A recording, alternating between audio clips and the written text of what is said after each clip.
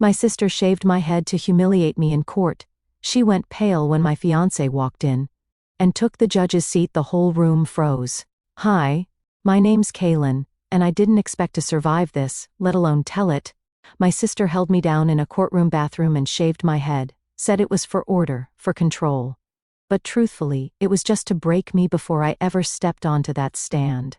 What she didn't know was that the man I love, the one she laughed off as a nobody, was about to walk in wearing the robe she thought she owned. And when he took the bench, she wasn't ready for what he read out loud. But before I tell you what happened when the gavel fell, tell me, where are you watching this from? What time is it where you are? Drop it in the comments below. The air smelled of stone and humidity. Old Charleston wrapped in morning fog. My heels clicked on the courthouse steps, steady and sharp, echoing louder than I felt inside.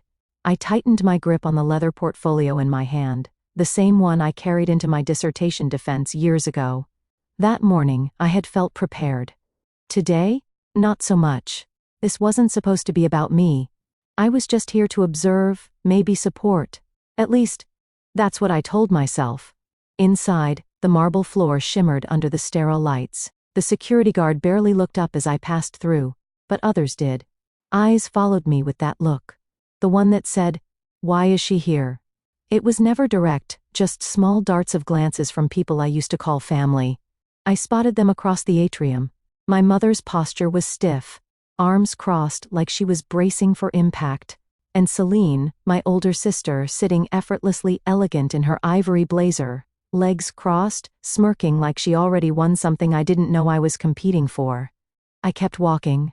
A woman behind the registration table waved me over. Her tone was polite, but impersonal. Name? Kaylin Monroe, I answered, offering a faint smile. She looked down at her list, frowned slightly, then handed me a badge. I took it without glancing until I clipped it onto my blazer and felt a chill crawl up my neck. Printed in bold black letters, K, nobody. I blinked. This isn't right, I said, voice low but firm. It should say, Monroe. Kaylin Monroe. The woman barely looked up. That's what the list says, ma'am. If you'd like to speak to someone, you'll have to wait. But you can't enter the courtroom without a badge. The words hit harder than they should have. I wasn't even surprised. Not really. From across the atrium, Celine was watching me. She raised her phone slowly, deliberately, and I saw the soft click of a snapshot as her screen reflected my badge. She tilted her head and grinned, like a child who had pulled a prank and couldn't wait for the punchline. I didn't flinch. I just nodded and turned away. If this was a game, I wasn't going to give her the reaction she wanted. I adjusted the badge, smoothing it down against my chest like I wore it proudly, but my hand stayed there too long, pressed hard. I could feel the edges biting into my palm. It was like someone had scrawled the truth of how they saw me, like I didn't matter, didn't belong. Maybe they believed it. Maybe they wanted me to believe it too. The hallway to the courtroom was quiet, too quiet. Each step I took felt heavier, like my shoes were sinking into the floor. My mother turned away when I passed, just slightly, but enough. This wasn't just about a court case. This was a message. The badge was a statement, and Celine had delivered it with flair. I found my seat on the far side, nowhere near the family rows. As I sat, I glanced down again. K. Nobody. Not even a typo. A choice? Maybe I'd always been a ghost in this family. The quiet one. The one who said sure too easily. The one who didn't fight back because she thought being silent was the noble thing. Maybe they mistook my silence for weakness. I gripped the badge again, tighter this time, letting the edges dig in until I felt something sharp, like a warning. From across the aisle, Celine leaned over and whispered to our mother, then laughed behind her hand. They weren't even trying to hide it anymore. The court doors opened. People shuffled inside, heels clicking, papers rustling, the distant coughs of someone bored or bitter. I stood to enter. Celine passed by me slowly, her perfume trailing behind her like a second skin. She leaned in close, just enough so I could feel the warmth of her breath as she whispered, "No one invited you, Kaylin. Just know that." She didn't wait for a response, and I didn't give her one because I already knew what this was. This wasn't their custody hearing. It was mine. the door shut behind me with a quiet thud that echoed louder than it should have in a courtroom full of whispers and waiting eyes. I took a seat near the back, not far from the counsel table, but far enough to stay unseen if such a thing were possible in a room designed for exposure. The badge still clung to my blazer like an insult I hadn't asked for.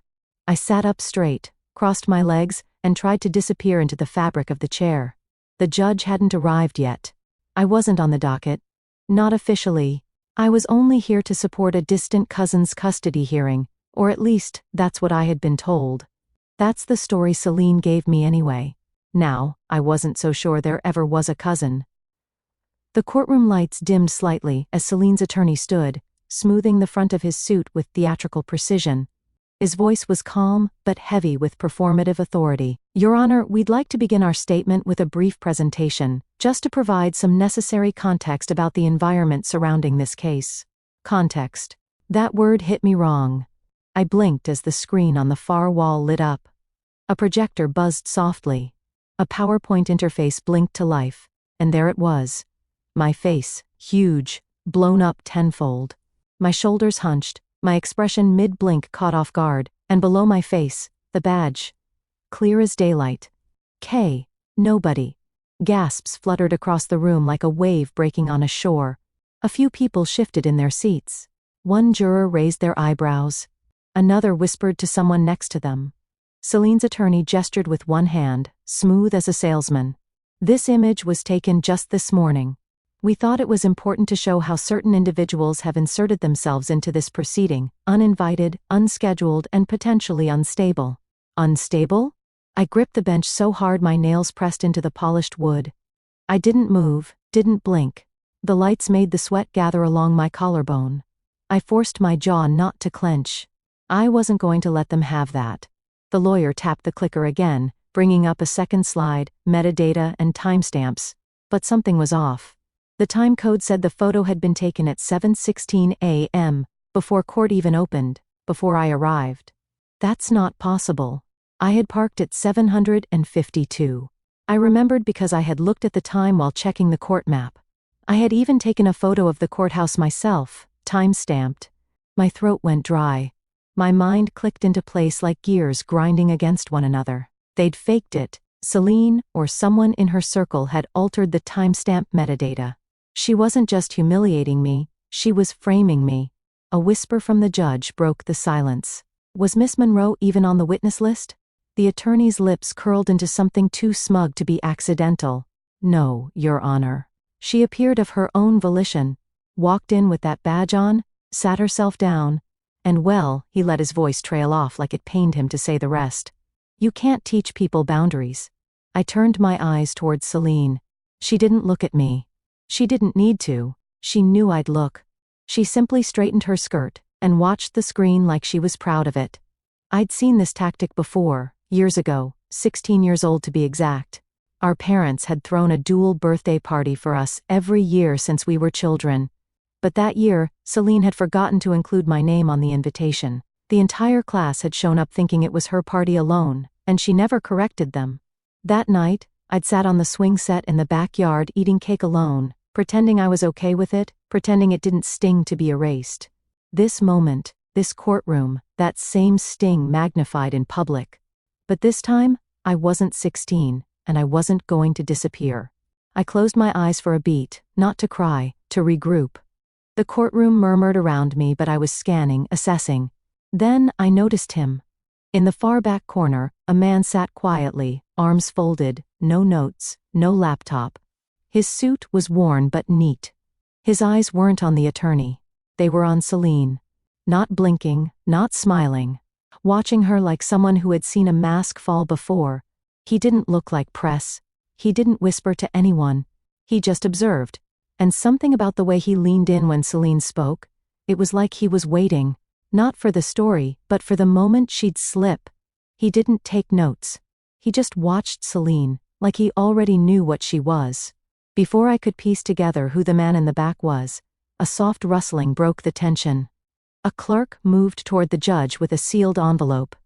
Plain, no markings, no stamps, just crisp and ominous. Something about the way the judge's brow furrowed told me it wasn't part of the original proceedings. Your Honor, the clerk said quietly. This was delivered just now. Marked urgent, anonymous sender. The judge opened it slowly, like peeling back something rotten. Silence swept through the courtroom again. His eyes scanned the contents, then paused longer than he should have. He glanced my way for a second that stretched far too long before turning to the court reporter. Please record this as an addendum to the hearing exhibits, he instructed, and tapped the document twice before setting it down with a heavy sigh. Then he looked straight at me. Miss Monroe, he said, voice measured, but not unkind. Are you aware that there's a psychological evaluation bearing your name from the Charleston Mental Health Institute dated November 2012? My pulse faltered. The words caught in my throat. That place. That year. I hadn't spoken of it in over a decade. I barely let myself think about it. It wasn't therapy. It wasn't healing. It was silence dressed up in sterile paperwork. The attorney stood again, lips curved into something too controlled to be sincere. Your Honor, we present this only to provide full context around Miss Monroe's mental stability. The document was unearthed by a concerned party. We believe it speaks volumes. The page turned on the projector. Clinical, stark. Diagnosis, emotional instability, behavioral dysregulation. I didn't recognize the words because they weren't mine. They weren't me. I wasn't unstable. I was 22 and locked outside during a snowstorm by my sister. I was barefoot, sobbing after she had turned the deadbolt and turned off her phone. It was supposed to be funny. Her friends laughing from the window. She'll be fine. She always freaks out over nothing. I had collapsed on the steps, half frozen, shaking uncontrollably, until a neighbor called an ambulance. But the next morning, our mother had whispered, "This is what happens when you overreact. People will think you're crazy. Do you want that?" She drove me herself, quietly, deliberately to a hospital an hour away. She signed the papers. I stayed there for 72 hours, and when I got back, no one in the family brought it up again. Not even me. Not until now. My heart pounded like it was trying to claw its way out. But my face? My face didn't move. I wouldn't give Celine the satisfaction of watching me break. She sat still at the table, hands folded, lips tight, but there was the faintest upward twitch at the corner of her mouth. Like this was her masterpiece finally hanging on the gallery wall. This isn't therapy, I whispered to myself. It's erasure. Because that's what they did, reframe everything I survived into some shameful fiction. If you control the narrative, you don't need the truth. I glanced toward my mother. She was there. 2 rows behind Celine, clutching her handbag like it might explode. She didn't look at me. She looked down. Of course, she did. The judge asked if I had any statement in response. I stood slowly and cleared my throat. My voice trembled, but not from fear. That file was created without my consent. I was never diagnosed. I was placed in that hospital by family members who wanted to avoid scrutiny, not because I was a danger to anyone. The real danger was being locked out in a storm for existing. A murmur rippled. The judge didn't respond, just nodded for the record to reflect my statement. No judgment, no acknowledgement, just paper. Because in a courtroom, facts don't matter, only what's written. I sat down and caught a movement out of the corner of my eye. The man at the back, he stood for the first time. He walked with slow, purposeful steps, approached the bailiff, and leaned in. They exchanged quiet words. Then the bailiff looked toward the bench and nodded once. The judge's eyes narrowed. He picked up the microphone. "Miss Monroe," he said again, "please remain seated." There's been a development. Celine's head whipped around, and for the first time all day she looked afraid. The judge's gavel tapped twice, not to end the session, but to pause it. A ripple of tension moved through the room like heat off pavement. "We'll take a brief recess," he announced, though no one moved. "Counselors and parties involved, please join me in chambers." Vincent Wexler didn't wait for an invitation. He walked with a precision that felt military, his coat never wrinkling, his eyes never shifting. He passed Celine without so much as a glance, but she flinched anyway. I followed the flow of suits and silence down a narrow hallway to the private judicial chamber. The wood felt older here, less performative, like the truth had no need for grand architecture. The judge closed the door behind us. "Mr. Wexler, I assume you're not here on vacation." Vincent nodded once and placed a sealed manila envelope on the desk. A faint watermark from the Department of Justice shimmered under the chamber lights. "You'll want to review this before allowing the hearing to proceed further," he said evenly.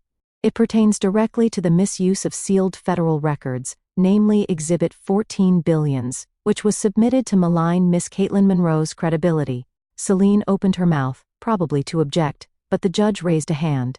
"You're saying Exhibit 14 Billions was obtained illegal?" Vincent tapped the envelope. "She used a court system login credential not assigned to her. We've been monitoring several flagged queries made under Judge Harmon's staff access credentials dating back 2 months. All tied to this hearing, all tied to Miss Celine Monroe. I didn't speak. I didn't breathe. I watched as Celine's expression stiffened like fresh clay under heat. "This is absurd," she snapped. "You can't just barge in here with some vague accusation. I'm not here to accuse." Vincent cut her off. "I'm here to confirm what we've already documented. You accessed mental health records sealed under HIPAA protections. That's a federal offense." The room went very still. Vincent turned slightly toward me, but never softened. "We've been investigating a pattern of ethical violations tied to Miss Monroe's legal activities. This custody hearing gave us probable cause to expand scope." Celine looked at the judge, like she couldn't believe what she was hearing. "You can't take his word over mine. I've worked in the system for years." "That's exactly why this is serious," the judge said flatly. "You know better." Celine's attorney, who had been silent so far, finally spoke. "We'll need time to review any evidence." Vincent was already flipping open the packet. The top page bore Celine's name, time-stamped login credentials, and a list of accessed files, including mine. "This isn't a gray area," Vincent said. "It's black-letter law. Miss Monroe's behavior suggests a pattern of manipulation that includes falsifying metadata and weaponizing sealed documents for personal advantage." And then he said the line that hit harder than anything I expected. "I'm not here to defend you, Miss Monroe," he told me. "I'm here to expose her." Something shifted inside me. Not relief, not triumph, just clarity. For years I'd thought maybe I'd misremembered, exaggerated, made too much of things, but here it was. Paper, dates, facts.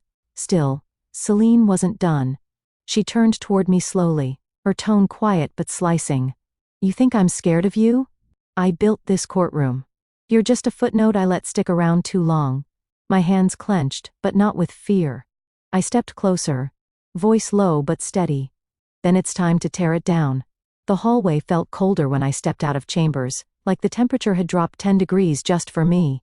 My heels echoed against the marble. The click-click cadence of a woman trying to keep it together. Celine was already there, leaned casually against the wall as if she hadn't just been exposed. Her face was calm, almost amused. She tilted her head when I approached.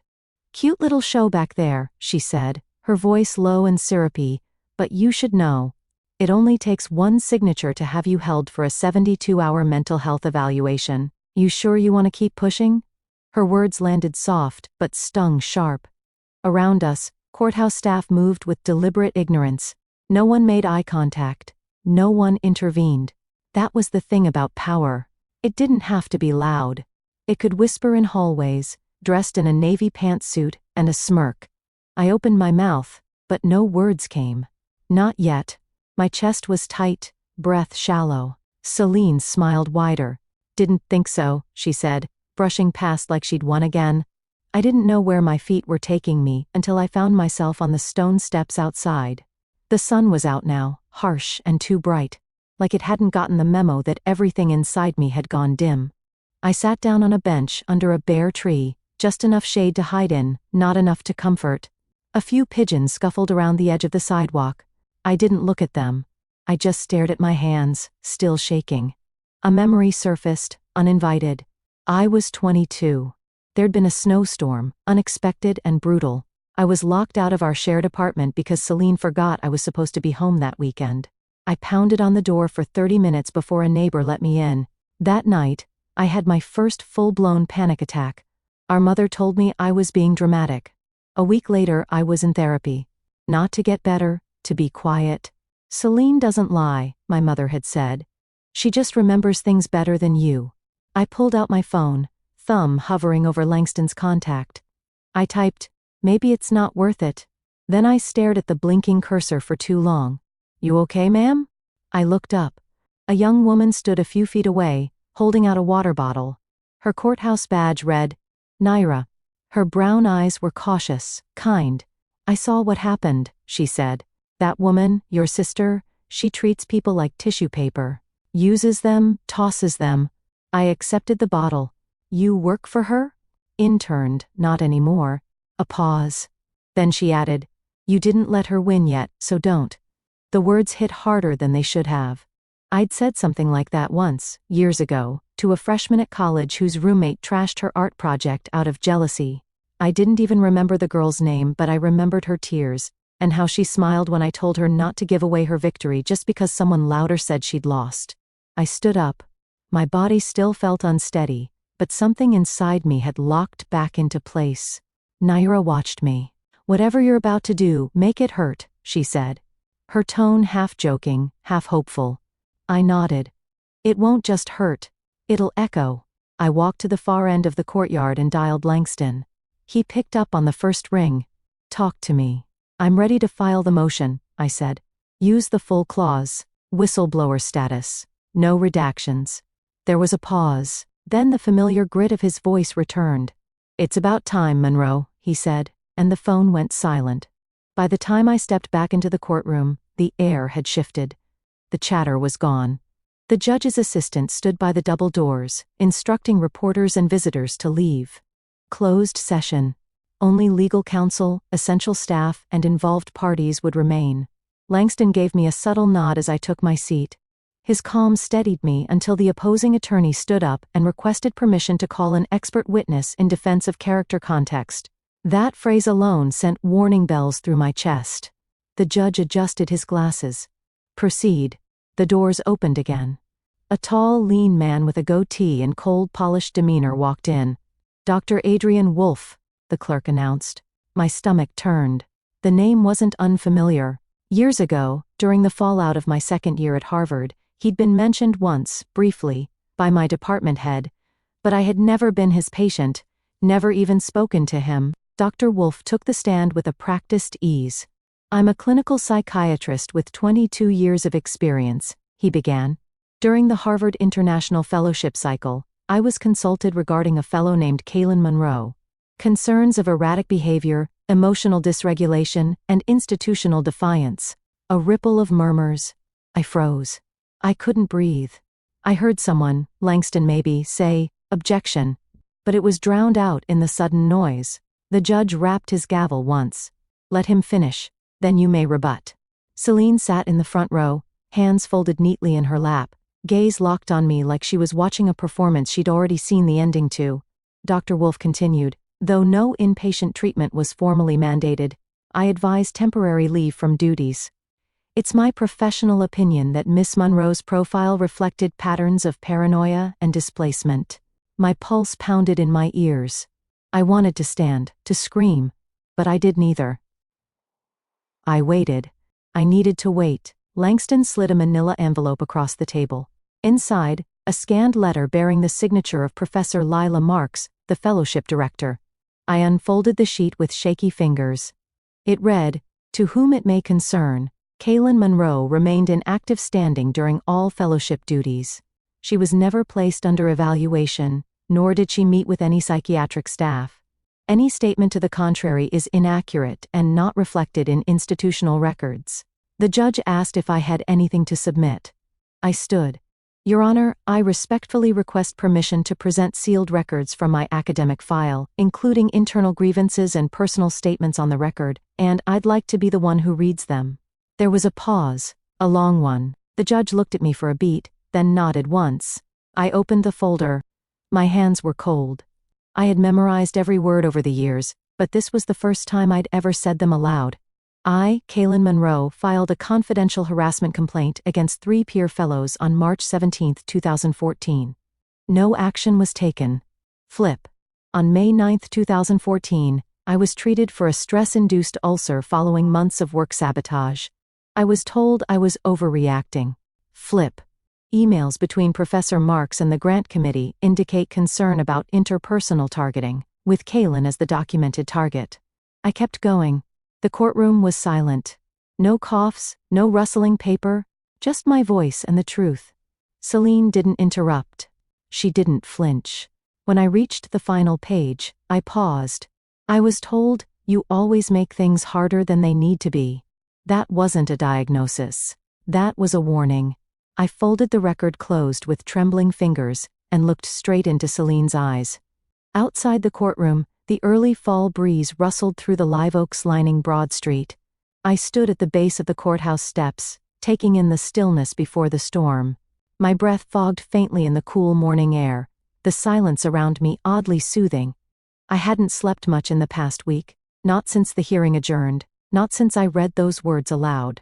But for the first time in a long while, I hadn't woken up feeling small. As I entered the courthouse lobby, I caught whispers, a hushed tension in the air like something unscripted was unfolding.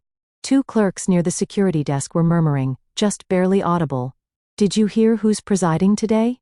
I thought Judge Merrill had this docket. No. Merrill's out sick. Substitution was filed late last night. Monroe's on the bench now. I paused mid-step. Monroe. Not me. Langston. My stomach dropped and flipped at the same time. I walked slowly through the metal detector, my bag held tight against my chest. By the time I stepped into the gallery, all eyes were already forward. The court officers stood tall by the door. "All rise for the Honorable Judge Langston E. Monroe presiding." I froze. He entered from the side door in full robe, stoic, unreadable, not even a flicker of recognition on his face. The same man who once traced constellations on my back at 2 a.m. was now seated behind the elevated bench.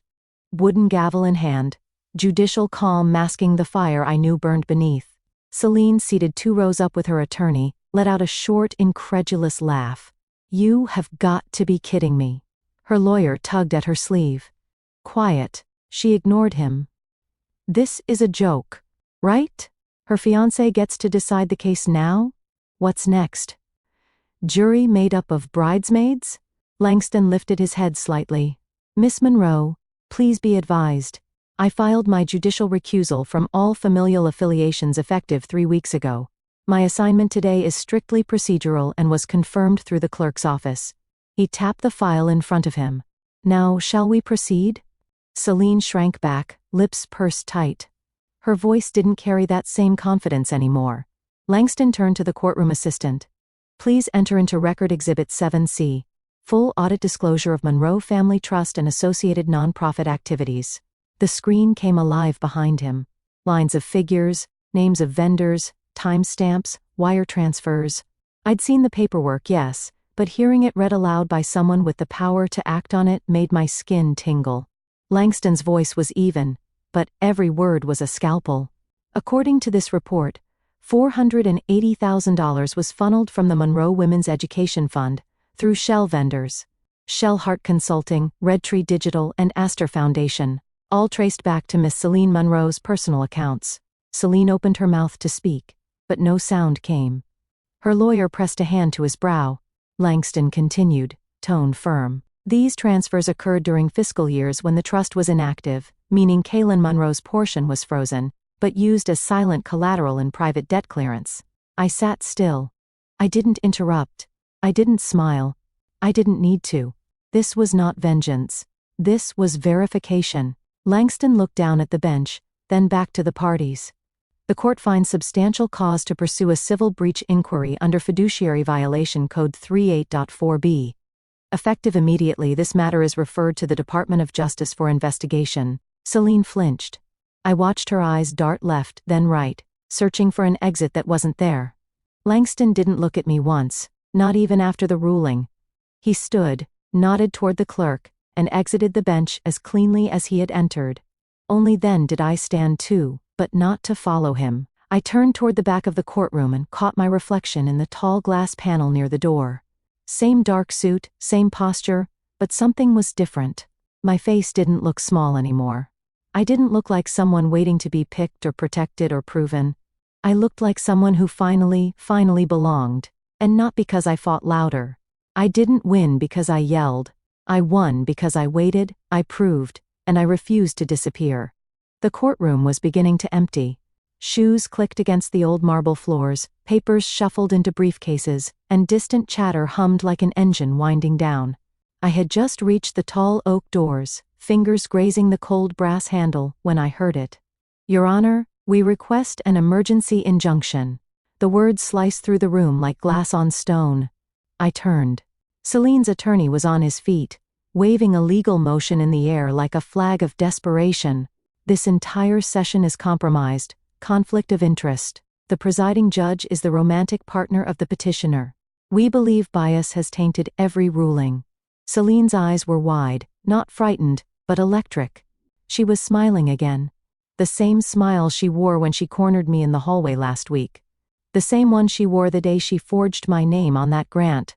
Langston had already stepped down, protocol observed, but he turned back slightly, his mouth set in a line. The bailiff retrieved the motion and passed it to the clerk.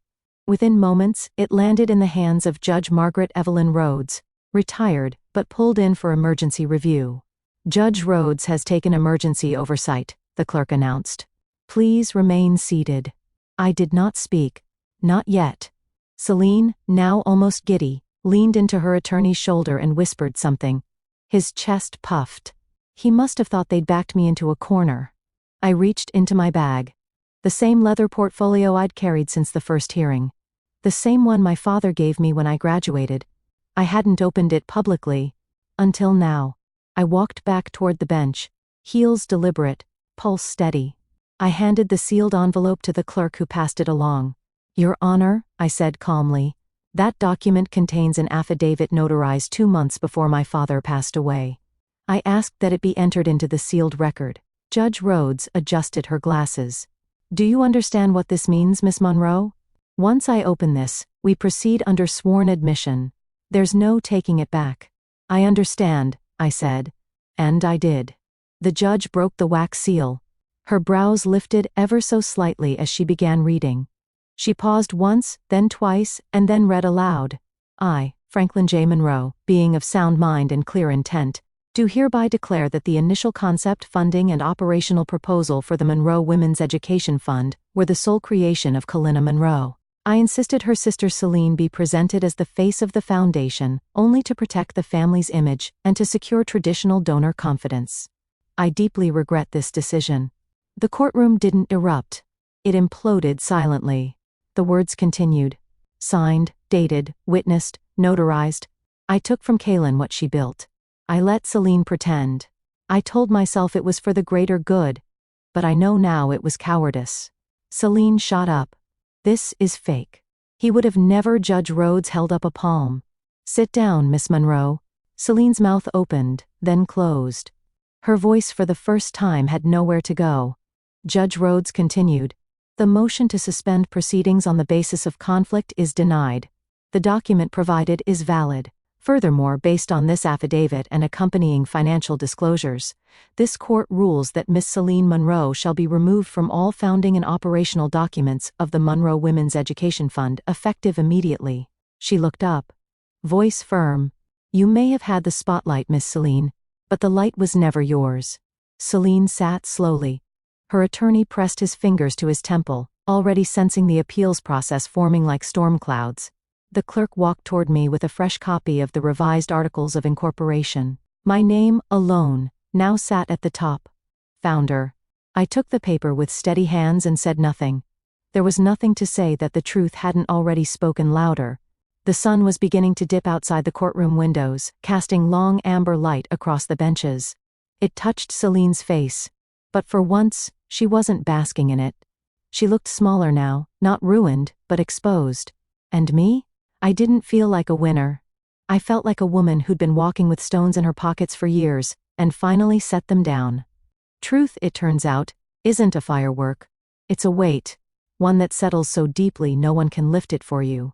But once it lands, there's no denying it exists. Power didn't look like shouting. It looked like holding the truth until it was too heavy to ignore.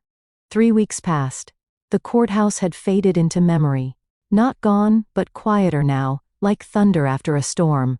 My name had been cleared. My rights restored. My work, legally mine again. But freedom? That was still something I was learning how to carry. That morning, I arrived early. Before the staff, before the noise, before the world. The sun was barely stretching over the rooftops, casting amber streaks across the sidewalk in front of the new center. A pair of sparrows hopped along the concrete, as if they too were checking the place out. The community center had been rebuilt from the inside out, literally. The court had ordered full financial restitution. The shell companies were shut down. The crooked contracts revoked. Every siphoned dollar clawed back and returned. Inside, it smelled like fresh paint and new beginnings. The walls, now a soft dove gray, were bare for now, waiting for art from the girls who would soon fill this space. I walked through the hall slowly, touching door frames, window ledges, the edges of the bulletin board in the common room. For the first time in years, I didn't feel like I had to brace myself before turning a corner. There were no shadows left to dodge. It was mine now, all of it. Not just on paper. In truth, Celine hadn't apologized. She hadn't looked at me since the ruling. A week ago, she'd held a brief press conference just long enough to announce her voluntary step back from public leadership to focus on personal reflection. She didn't say my name. She didn't say sorry. She blamed the shifting culture and miscommunication, like the foundation had simply malfunctioned on its own. People asked me if I wanted to go on air, respond. Some even pitched a book deal. I said no to all of it. Let her fill the silence with spin. I was done filling mine with defense. Langston had visited once, just once. He didn't bring flowers or excuses, just stood beside me while we watched the staff prep the art tables. He asked gently, "Do you want me to stay?" I took a long breath before answering. "I think I need to see who I am without someone rescuing me," I said. Even if that someone meant well. He nodded. He didn't argue. He just placed a hand on my shoulder for a moment, then left. Some things I've learned aren't meant to be rebuilt. They're meant to be remembered right. Later that morning, I stopped by the art room. A handful of girls were already there, led by a new volunteer named Ari. She was no older than 20, eyes bright behind thick glasses. One of the girls, maybe 8 or 9 years old, was sitting at the far end of the table, working intently with red paper in her small hands. When I approached, she glanced up and smiled shyly. Without a word, she held something out to me. It was a paper crane, folded neatly, carefully. The wings a bit lopsided, but proud. I froze. Years ago, I'd made one just like it. I had given it to Celine when we were teens after she'd won her first debate competition. I thought it was a gesture, a quiet token of sisterhood. She'd laughed, crumpled it, said I was always doing weird little things that no one asked for. Now, here was a child offering me the same shape. No sarcasm, no demand. Just something beautiful made with care and given freely. I took the crane gently from her hand. It was still warm from her fingers. "Thank you," I said. Voice hushed. She beamed. "I make them when I feel calm. Maybe you needed one." I nodded. Maybe I did. Outside, the sun had climbed higher, brushing the sidewalk with gold. I stepped out with the paper crane still in my hand, sunlight on my face. And for once, I didn't need to explain anything to anyone. Not to Celine, not to Langston, not to the media or the past or the pages of sealed affidavits, because sometimes healing doesn't roar. Sometimes it folds itself into a small red crane and says, "You're allowed to begin again." The crane was still warm from the girl's hand. I tucked it close and walked into the sun.